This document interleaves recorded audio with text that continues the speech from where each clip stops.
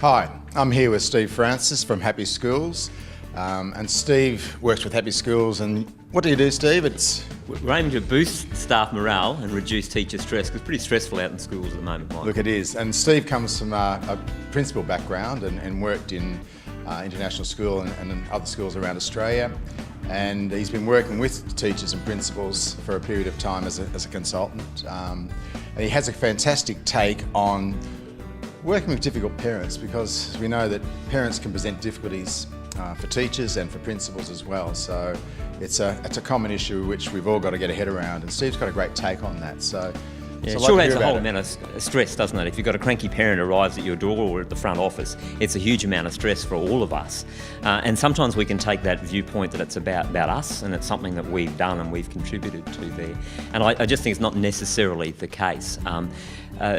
One of the things that happens is that we're actually ultimately in the people business. And because we're in the people business, we deal with all sorts of different people with different backgrounds and carrying different amounts of baggage as well. Okay, so how do we get around that? It's one of those it's automatic things sometimes. When something happens, we just think it's got to be about me. So what's the first step, or some of the steps we can take to sort of remove that onus from us and put it over to the parent? It's always important to make sure we listen really well to what the concern is, and the parent has almost invariably been up in the middle of the night and prepared what they're going to say in response, and so they're going to press the play button and regurgitate what it is that they're worried about.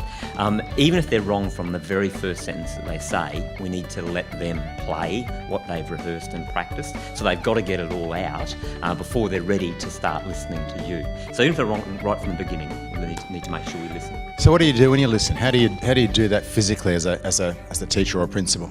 Yeah, it's physically just attending to them and focus on the listening component of that, the active listening of even reflecting back, but not attacking back, because at times we can feel like we're attacked, and yet our purpose as the professional in the conversation should be to steer to this third point of focus, so that the two of us are working for the benefit of the child. And so as the professional, we're trying to build that trusting relationship with the parent, rather than an adversarial, you're attacking me, I'm going to attack back and defend my corner. Okay, yeah. It's a natural thing sometimes. The default mechanism which we have is to attack or defend. Yeah. So that is about being the professional. And we ultimately don't quite know what's going on in their world, in that other person, so we don't know if they're dealing with health issues at home, if they've had a fight with their partner at home. I feel a lot of parents are under huge financial pressure at the moment. They're working long hours, they're very time poor, they get home from work, their child has made some sort of complaint about something or other, and then they feel they have to come and attack because they ultimately want their child to be happy. So their job is to come out and fight their corner for their child. Now that's their responsibility. We've got to look after the welfare of the 25 students that we're looking after. So rather than see it as an attack, we've got to try and focus on this third, meeting their needs and keeping the child happy. In saying that, we don't have to take unacceptable behaviour or any threats of violence or aggressive behaviour. We need to focus on how can we work together, and if you can calm and settle down and work with me, we both want the same thing. We want the best possible education and outcomes for your child.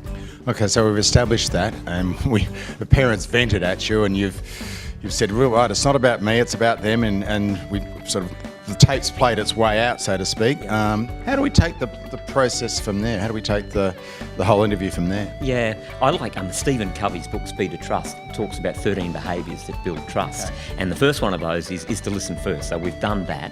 And then depending on what the situation is with the parent, it might be talk straight with them. It might be to create transparency, because there might be, shock of all shocks, they might not have heard the other side of the story. So we create some transparency for them about what actually happened at school the previous day, or about the incident that was the case.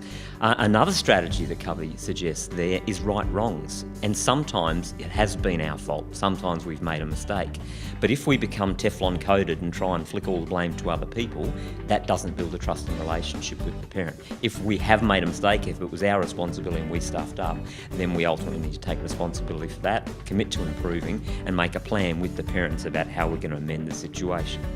If, however, it is a create transparency situation, they haven't heard the other side of the story or what we've already done, then we calmly communicate that. But then taking the focus back to moving forward, how do we build the trust relationship with parents?